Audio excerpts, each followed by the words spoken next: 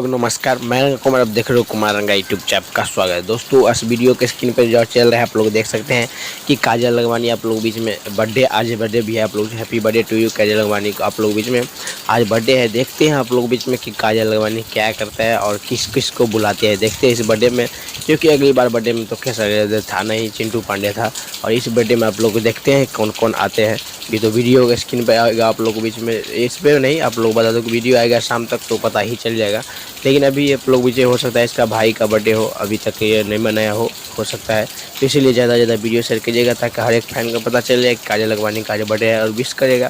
क्योंकि अब सब एक हो गया है, पवन सिंह, खेसारी लाल, रवि किशन, सब हर एक आदमी एक हो गया है।